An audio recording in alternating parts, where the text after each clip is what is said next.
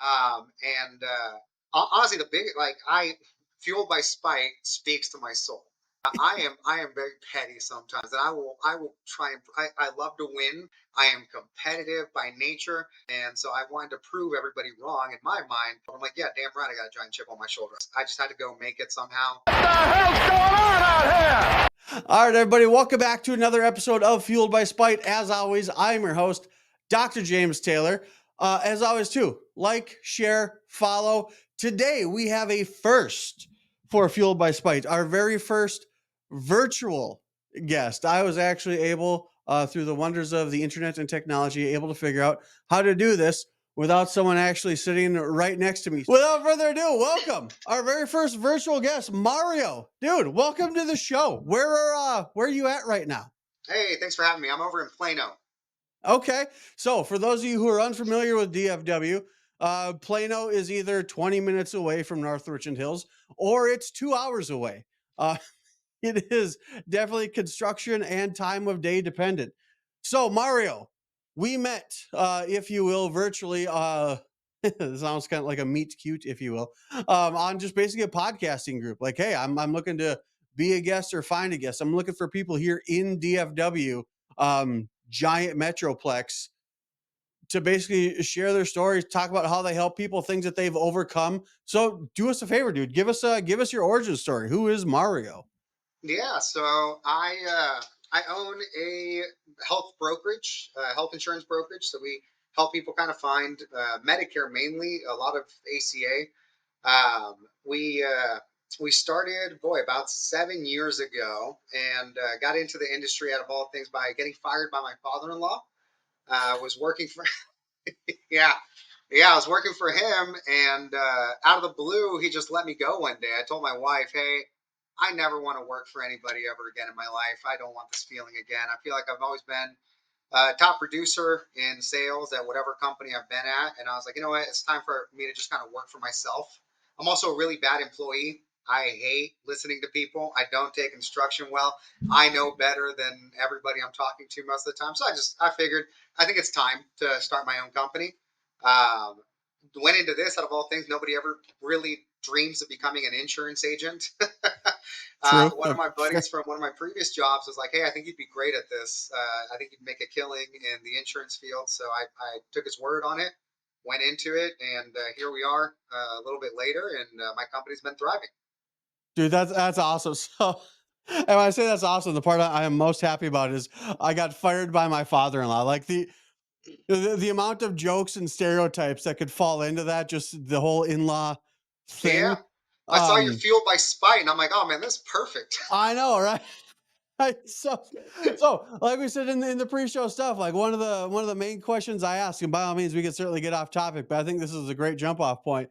Dude, tell me about a time when somebody said, "I bet you can't," or "I bet you won't." And if you could somehow relate it to getting fired by your father-in-law, for my own selfish sake, I'd really appreciate that. Bet you can, bet you won't. Man, there's been so many times that people have told me that in life. I guess the biggest one for me, after I got fired by my father-in-law, I went to State Farm, and Hmm. I was going through their agency route there.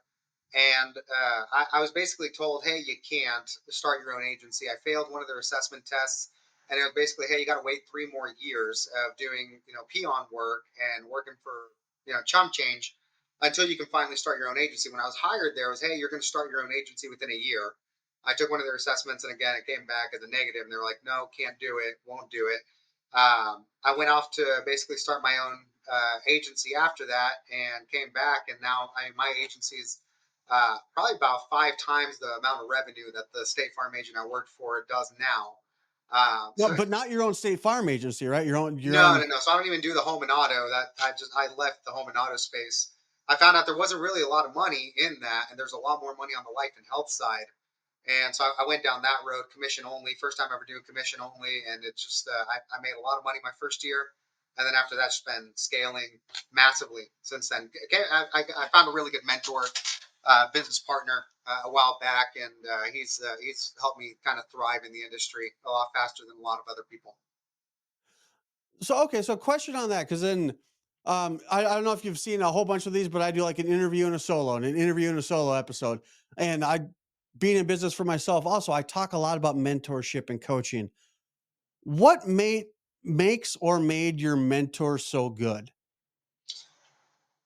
Boy, there's a lot of factors that I could talk about in that. One of the biggest things is the ceiling for me just kind of kept getting raised as I came into this industry. I went to the State Farm side, and most of the main like big agents they were making roughly about 150 to 170,000 a year, and that for Mhm. me was mind blowing. When I worked for my father-in-law, I was making 80,000 a year. I was like, that's a lot of money. I'd never made this much before. And then I went to the insurance field, and I was like, oh wow, that's a lot of money. I can double my salary that I had working for myself. And then I fast forward to him. I got to him, and he was making $3 million a year. So he kind of Mm. just opened my eyes to the possibility of, hey, this is what I can do, doing what he's doing. And I just kind of leached onto him. Honestly, he was available for anybody who wanted his help, and he's a very open guy. Like, I'm not going to charge you for my time. A lot of mentors are like, my time's valuable, and you got to Mhm. pay to get to me. He was like, hey, I'm an open book, man. Whatever you want to ask, and I just leached onto that. He gave me a bunch of time. I saw the success he was having. I'm like, let me just emulate what you're doing and just let me ask all the questions I can. And from that, I mean, we started a really nice friendship. I still bug him from time to time with a bunch of questions on running my business and next steps because he's miles ahead of where I am right now. He's actually on the verge of selling his close to like $150 million valuation for his company right now. He's like 37. I'm 34, so we're pretty young in our industry.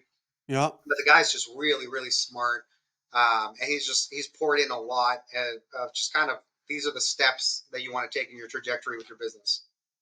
Dude, that's awesome. And I've I've come across things like that in my paths also. And I wonder if maybe you can speak to this too. Like people who have success, who've had money, who have money, like a lot, like stupid amounts of money. They, at least in my experience, the further away you are from them, they almost seem unapproachable. But when you get the courage to literally just ask them a question, dude, they seem like some of the most helpful people I've ever met. Like it seems like rich people, people with money, successful people are increasingly helpful. It almost seems like, not to be cliche, but like the people who are quote unquote above you are more than willing to reach down and help you up, as opposed to the people, again, quote unquote below you, uh helping to push. Would you agree or no? I would 100% agree. I think it comes to the scarcity mentality versus the abundance mentality. The people who Oh have yeah. made it, a lot of them are just they understand the abundance mentality, and it's not a hey you're going to come and take mine. I got to hoard my information and my wealth. It's also I've run into a lot of people who have made a lot of money that are I mean they're like begging for somebody to come ask them so they can just pass it on and help somebody, right? It's like Right. hey somebody came and blessed me in my life and like this is what we're doing now and like how well like I've gotten off. I want to be able to turn around and bless some other people and like pass on the information and fast track some careers. And people are just like you said, it's afraid. It's that I can't bug them. They're way above me. They're going to look down on me. It's a lot of putting aside your pride, honestly, uh, and just approaching those people. It That's what I really did. and I in had all zero reality too, pride going into it.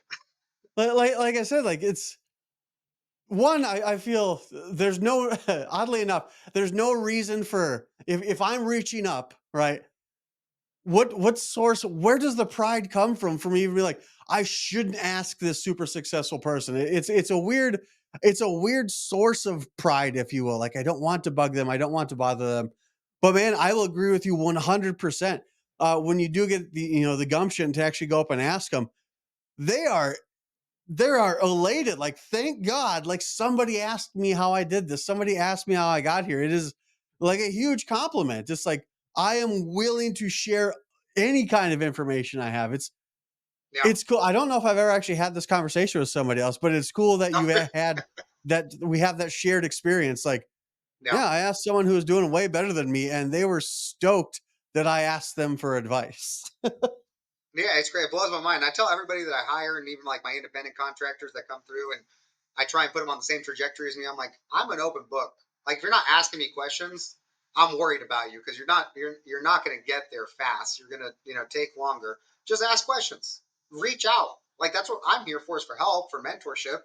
Um, And it's crazy how many people don't take me up on that. And same with him.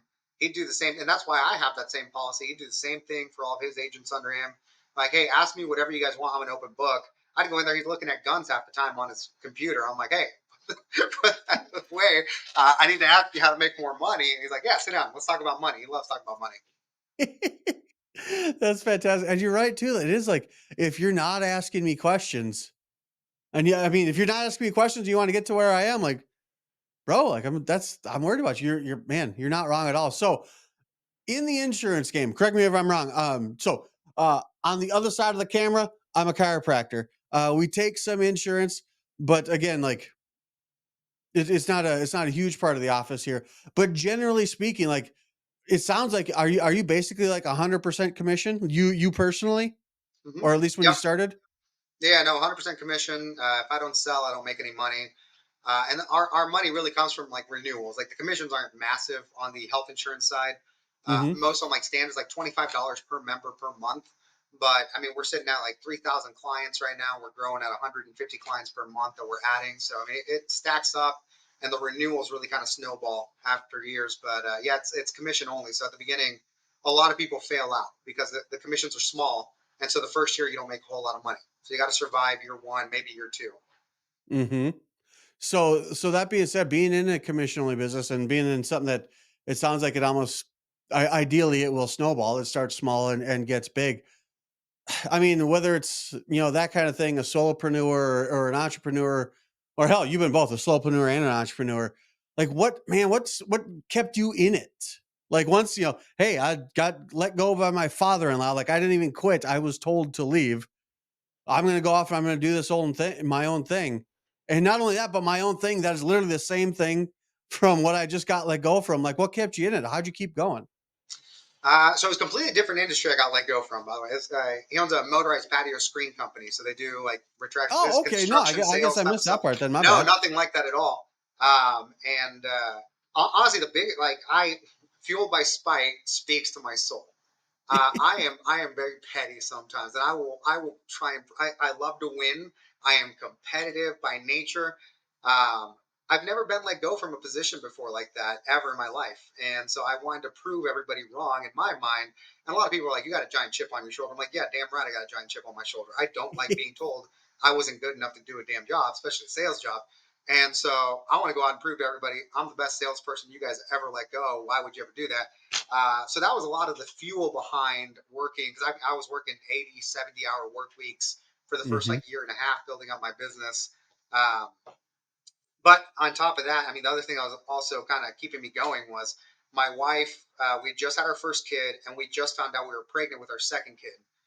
So we had a little one on the way and we came back from a vacation with my family. And when I came back, we found out before we left on the cruise that we were pregnant. We got back from the cruise, and the day I got back into the office, I got let go. Um, Oh, Jesus. yeah, it was crazy, crazy whirlwind of emotions. Being on a high from our second kid. We just bought our first house. We got our second kid on the way. Super excited to hey, you've got no job anymore. Good luck. Um, and so I had no choice but to make it. Really, my wife wanted to be a stay-at-home mom since she was 8 years old. That's been her dream is to just raise kids. Hmm. So I wasn't wanting to put her back in the workforce. I just had to go make it somehow. I wanted to build my own company, and so I really had no option but to succeed. It's amazing what you can do, and that's the only option, right? Yeah, yeah, Like it's I'm good under pressure. I mean, whether you burn the boats or they were burned for you, like Yeah, it's really is because for all intents and purposes, I was in, no pun intended, in that same boat. Like it was the only option. I came down here from Minnesota, and everybody up there was like, "What the hell are you doing? Like, why are you starting your own thing, and why are you doing it across the country?" Because I want to. And I'll tell you what, I mean, again, no pun intended, same boat as you. There's no way in hell I was gonna drive back up I-35 to Minnesota. It yeah, it wasn't an option. yeah. So all that being said, man, I mean, it sounds like an incredible journey and an impressive endpoint from. I mean, you're not at the end, but from where you started to where you are now. So all the stuff we covered. What's one thing you wish I would have asked you about that I didn't? Boy, um, I don't know. That's a good question. Thanks. I feel like we covered a lot of the main stuff of the journey I've taken. I mean, I guess the